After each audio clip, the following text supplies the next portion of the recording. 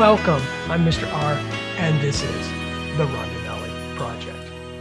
If you didn't catch my last video, I was hurt from a fall while ice fishing. The damage done from that fall can only be fixed with surgery, which is scheduled for mid-March. Now, I just wanted to let my subscribers know my channel is not, I repeat, it's not going away, but there will most likely be some downtime after the surgery. Let's get to today's video. The topic: when dealing with trout, what's the difference between a traditional rainbow and a steelhead rainbow? Aren't they the same? Well, yes and no, but not exactly. It can get confusing, and it also depends on where you live and fish. Well, let's take a closer look. So here's an example of some of my fish art: a rainbow and a steelhead. Now, key differences. Pay attention. A steelhead is essentially a rainbow trout that migrates to the ocean to live part of its life, making it an anadromous fish, while a rainbow trout typically stays in fresh water its entire life. That there is the difference. Okay? Now, they're the same species, but the different life cycles resulting in variations in appearance due to their different environments. So, when it comes to life cycle, steelhead are anadromous, meaning they spend part of their life in the ocean before returning to freshwater to spawn. Now, while rainbow trout live entirely in fresh water, okay, like this one here, steelhead tend to be more streamlined and silvery in color, while the traditional rainbow trout have a more mottled coloration with a distinct pink stripe along their sides.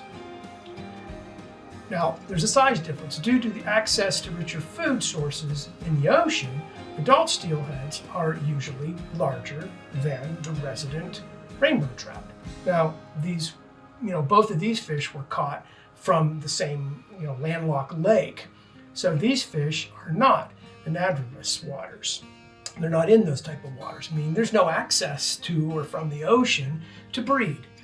Now, true steelheads spend most of their life in the ocean and then return to fresh water to breed. And look, I don't want to compare landlocked lake rainbows to the Pacific Northwest steelhead, okay, rainbows. I'm not a fish biologist, but I believe there is a genetic connection to the Pacific Northwest steelhead. The rainbows I caught in the lake that I was fishing, they can't go anywhere. They really can't go anywhere. Now, if I was fishing in the Great Lakes, such as, let's say, Lake Erie, for example, these steelhead rainbows are what are known or considered as adfluvial rainbows, which means basically they migrate between the lakes and rivers or streams, but they never leave fresh water or go to salt water. So there's a great deal of debate and discussion around this topic regarding steelhead trout and what to call them. So here is the simplified view.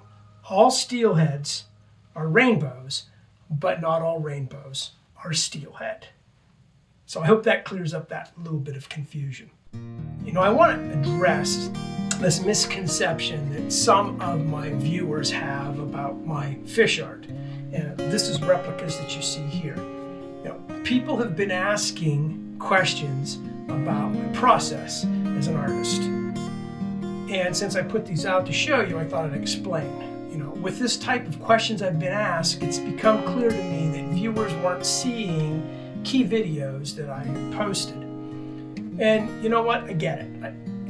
Not everyone sees all of my videos. So, I completed a series which you can find in my playlist, Learning the Art and Craft of Fish Replica Creation. It's basically a how-to series for those interested in learning this craft.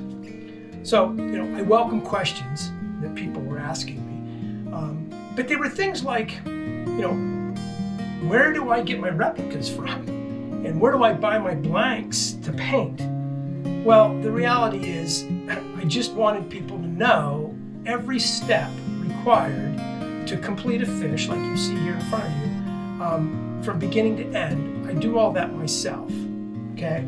I hope this clarifies things a bit, but this is what I do. This is some of the artwork that I do around nature. So hopefully now you've kind of understood the difference between what I call a traditional rainbow and this is a steelhead. Both of these were caught in landlocked water.